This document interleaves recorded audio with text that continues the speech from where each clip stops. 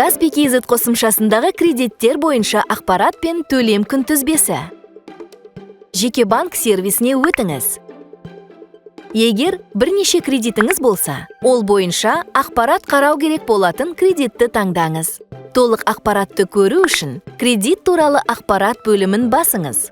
Мұнда ай сайынғы төлемнің сомасы мен күнін көруге болады.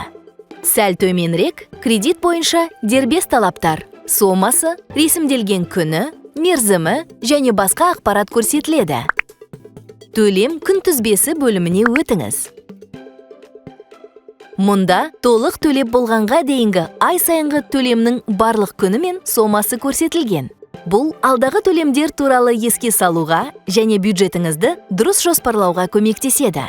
Төлеген төлемдеріңіз қанатша белгісімен көрсетілген.